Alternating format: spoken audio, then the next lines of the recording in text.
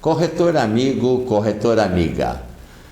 Para quem não me conhece, sou advogado, especialista em direito imobiliário e também corretor de imóveis. Tive muitas dificuldades quando corretor de imóveis, que hoje eu quero passar para vocês as minhas dificuldades, que com certeza todos que iniciam também na profissão passam por essas dificuldades. Perder a venda de um imóvel por falta de documento, isso é doído. E eu tenho aqui alguns exemplos, algumas passagens que eu quero passar a vocês, porque essa dificuldade, ela de fato existiu e de fato foi passado por elas, né? Você faz a captação do imóvel, você publica a captação, conhece o imóvel, o cliente fala que está 100% em dia, mostra até uma certidão do registro de imóveis, e na hora que você vende e na hora que você vai atualizar a certidão, não é mais aquilo inicialmente falado. Como fazer para regularizar um imóvel que você já está com a proposta na mão? O que é que falta fazer ali? Qual é o problema que está ali? Então, em razão de hoje exercer o direito imobiliário, e é a minha praia, hoje eu só faço direito imobiliário, né?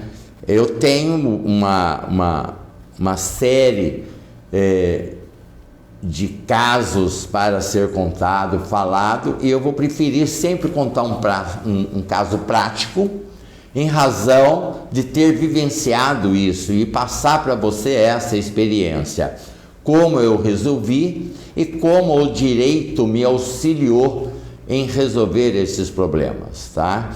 Vou comentar com você a lei seca, como é, e vou comentar com você a minha prática para resolver esse problema.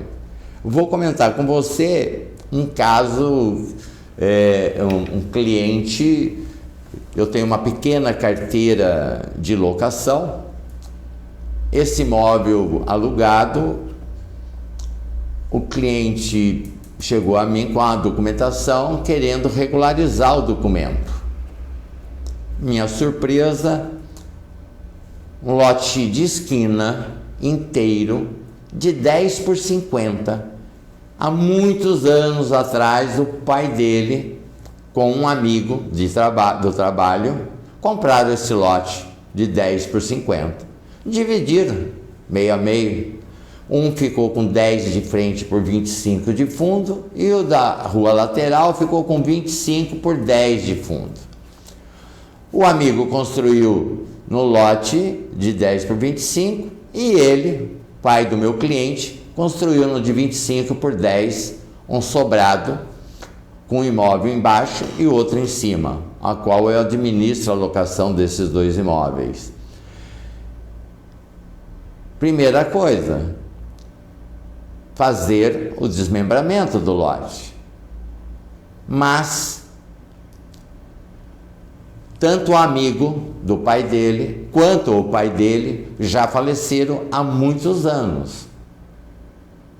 Como fazer para regularizar aonde as pessoas que constam no registro?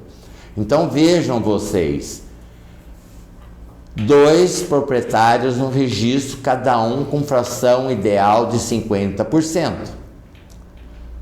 Só que no lote do amigo, os filhos, depois de alguns anos, venderam. Quem comprou, ficou um tempo, vendeu novamente. Tudo com contrato de gaveta, tudo vendendo não mais do que direitos possessórios, porque quem tinha o direito seria os filhos daquele amigo. No outro 50%, pai do meu cliente faleceu e os filhos nunca se preocuparam.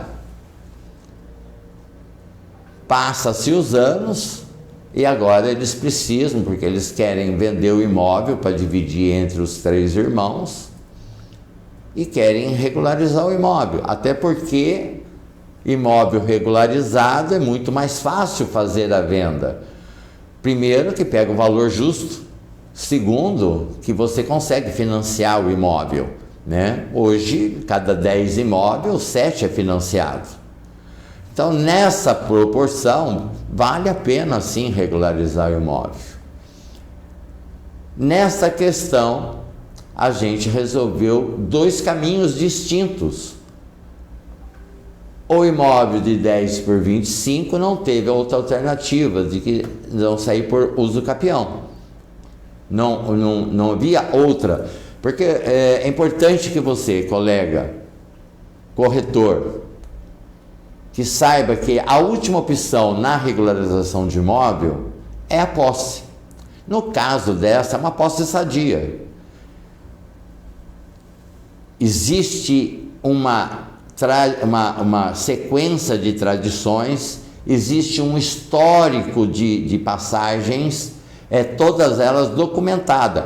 Contrato de gaveta, mas com firma reconhecida, datada, ou seja, o lapso temporal está registrado.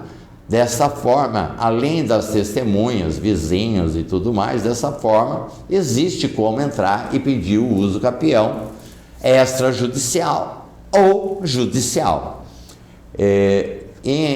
Existem essas 2 opções e essas opções são adotadas pelo cliente. Nós expomos ao cliente que, se ele deseja resolver o imóvel dele de uma forma rápida, é o extrajudicial, mas é muito mais caro.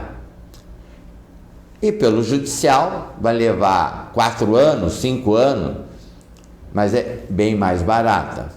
Então, se você não tem pressa, se o cliente não tem pressa para venda, a via é judicial, né? Mas se existe a necessidade de arrumar esse documento, de ter esse imóvel regularizado, ou para vender, ou para fazer uma divisão, ou para dar de presente, ou fazer o que quiser depois dele regularizado, o mais rápido é o uso capião extrajudicial. Em São Paulo, a gente tem notícia de que 4 a 6 meses é a média para a regularização do uso capião, através do uso capião extrajudicial. No interior, em algumas cidades, a gente sabe que está levando de 8 meses a 12 meses para você conseguir a decisão da abertura de matrícula através do extrajudicial. É gratificante quando a gente abre a matrícula e você consegue regularizar, ver a alegria da família em receber o título. É muito gostoso isso. Mas continuando a minha história, a outra parte, aonde os filhos vieram primeiro me procurar para me contratar e também para resolver esse problema, conseguimos, através da legislação municipal, primeiro desmembrar o imóvel, né?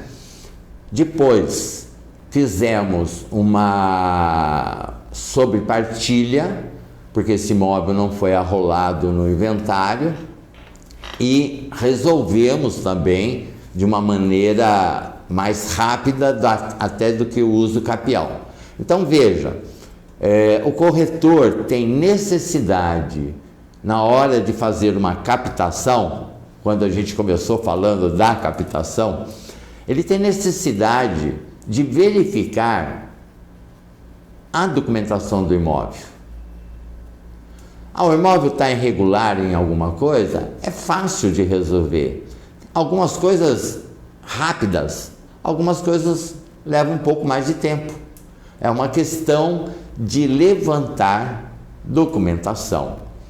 Quando o cliente vem até você, corretor, corretora, e deixa o seu imóvel para vender, peça a ele, primeira coisa, sem falta, certidão do registro de imóveis.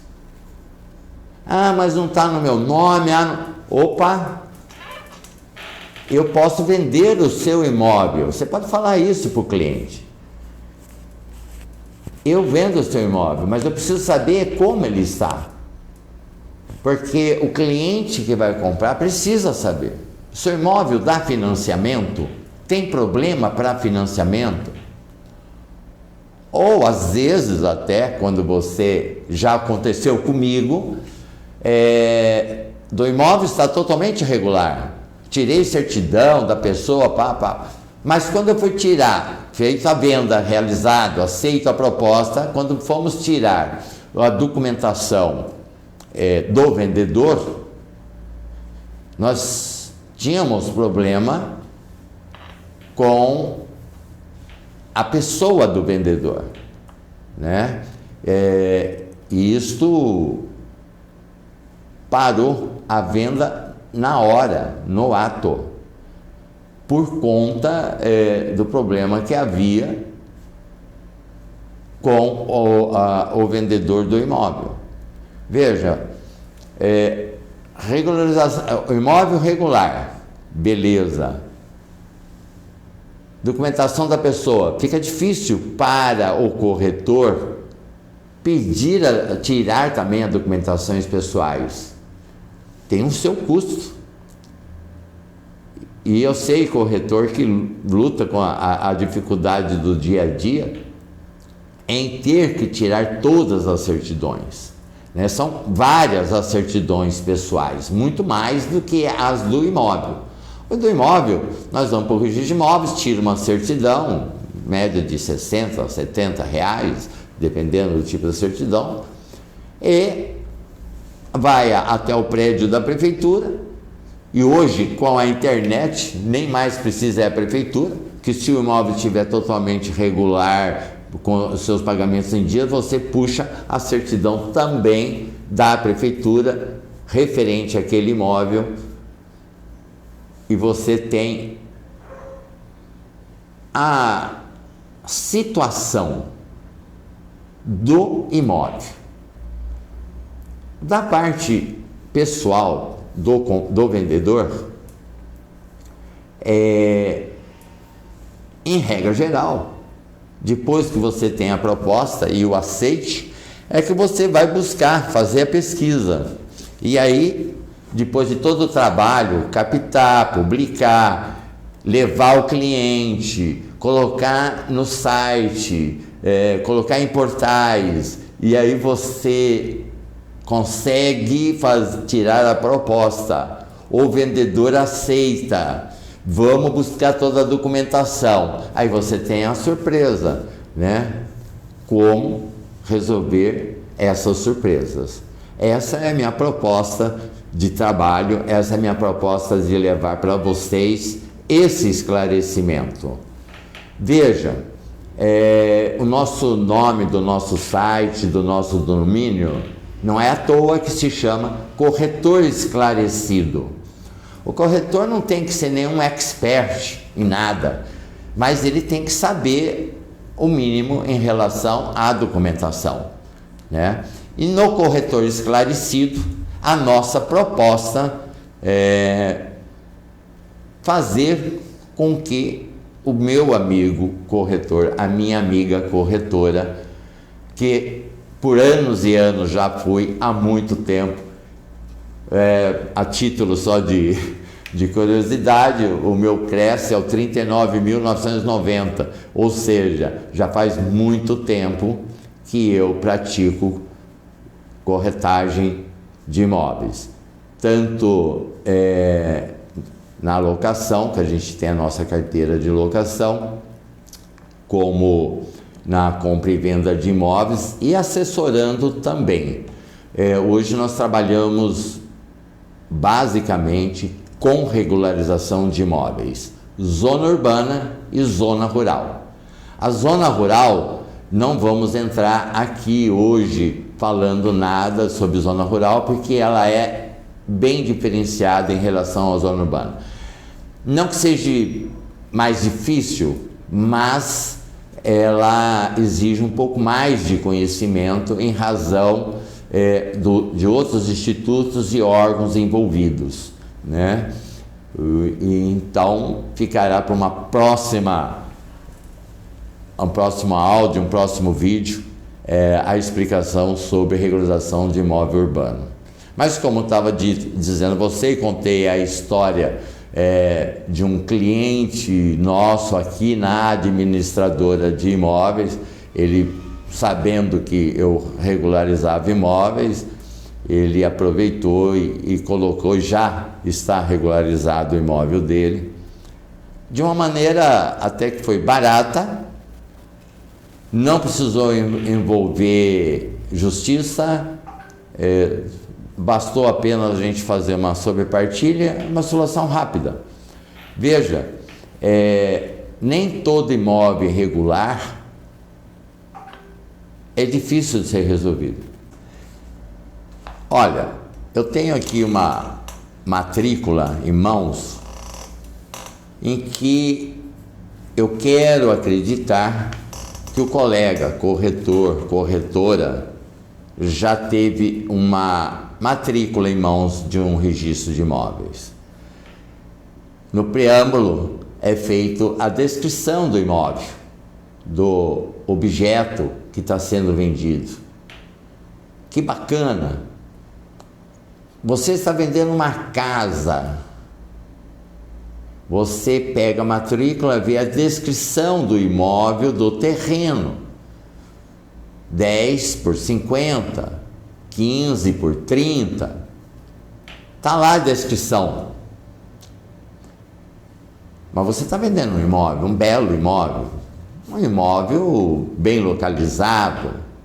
3 dormitórios, suíte, piscina. Não basta ver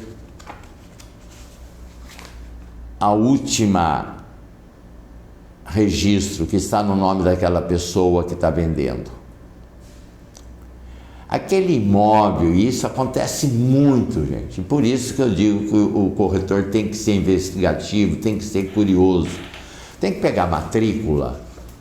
Olha, a última anotação, R, ótimo, é um registro. Registro do quê? De uma transferência, tá? Vamos colocar assim, quando você pega uma matrícula, tudo que é R é transferência de titularidade. Houve alguma transferência de alguma forma, através de doação, através de testamento, através de compra e venda e assim por diante, né? Formal de partilha. Mas tem uma casa no terreno. Lá na matrícula tem a descrição do terreno. Aqui no fim, no último R, está mostrando o nome do proprietário que deixou com você para venda. A observação do corretor é de trás para frente, se quiser, ou vindo desde do imóvel objeto. Primeira observação: foi averbada a construção na matrícula do registro de imóveis? Aí eu vou correr meus olhos aqui na escritura.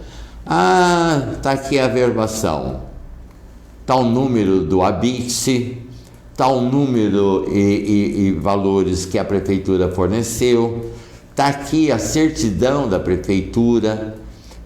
Que ótimo! Então a casa está averbada. Que bacana, está ótimo. Bastou? Não. Será que não existe uma hipoteca? Será que não existe algum contrato de mútuo que a pessoa tenha se utilizado do imóvel para levantar dinheiro? Ou por qualquer uma outra razão? Você vai ver isso aonde? Aqui, na matrícula do imóvel, que você tirou a certidão lá no registro de imóveis. Ou o teu cliente, quando você captou, Ele trouxe para você.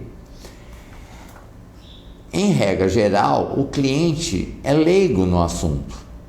É você que tem que fazer essa verificação, meu amigo corretor e corretora, né? São pequenas observações que a gente tem que ver, tem que aprender a ler uma matrícula. E quando eu comentei do R com vocês, eu comentei do AV. AV é a averbação. E a averbação nada mais é do que mudou o estado civil da pessoa. Era solteira, ficou casado. Era casado, se separou. Era casado, ficou viúvo. O IBGE e muita gente falando na mídia social, muitos colegas profissionais falando na mídia social, que existem no nosso Brasil mais de 30 milhões de imóveis irregulares. É um mercado para você, corretor, ganhar dinheiro. É um levantamento feito em 2020. IBGE é um instituto que leva muito a sério o seu serviço. E essa informação é muito bem-vinda, porque a gente dimensiona o mercado que existe, tá? Então, a probabilidade de você pegar um imóvel para venda e ele ter alguma pendência, ter algum tipo de irregularidade, é muito grande. Eu vou dizer para você que cada 10 matrículas, talvez 6 apresente alguma irregularidade. Irregularidade simples, mas é irregularidade que tem que ser arrumada. Então, quando você pega um imóvel para vender e você é bem conhecedor daquele bairro, e quando você vê o nome da rua, você fala, mas essa rua não tem mais esse nome. É um outro tipo de irregularidade. Você tem que levar a cartório o decreto que mudou o nome daquela rua. Muito simples. Mas tem que fazer esse tipo de informação. Isso é uma averbação. Então, na matrícula, tudo que tem a letrinha R é de transferência, A para B, B para C. Quando tem averbação, é que existe a necessidade dessas informações constarem naquela matrícula. Ela sempre tem que estar atualizada. E por isso, corretor, na hora que você pega uma matrícula para a venda de um imóvel, uma captação sua, que se qualquer colega vender, você já está ganhando. Então, captar é uma forma muito bacana. Eu até me lembrei de uma situação de um colega corretor e é muito interessante essa história. Melhor dia de venda, sábado. No sábado, os corretores são escalonados. Primeiro, segundo, terceiro, quarto, existe a escala. Ou alguns lugares, quem chega primeiro. Na escala, ele viu quantas vezes ele estaria em primeiro, segundo, terceiro durante o mês. O que ele falou? Não, eu vou trabalhar com bastante captação, porque aqui tem um monte de corretor, e todos vão começar a trabalhar com os meus imóveis que eu vou captar. Ele fez um trabalho tão grande em 3 meses, nos 3 primeiros meses quando ele entrou na imobiliária, que ele atingiu em 3 meses quase 40% dos imóveis que estavam à venda. Captações sadias, um puta profissional, um senhor profissional, né? Alguns até com certidões da prefeitura referente a meio ambiente. Então veja, você corretor também fatura a sua porcentagem na captação e outros vai vender. Mas você que está fazendo a captação, você tem que saber o que está pegando para vender. Através de uma certidão do registro de imóveis, através da certidão junto à prefeitura. São caminhos, né? E é bom que você dê essa atenção na escritura. Ela é muito importante. Você vai ver se a casa está recapitulando e resumindo. Você vai ver se a casa tem algum tipo de restrição quanto à hipoteca, empréstimo e tudo mais, nesse sentido.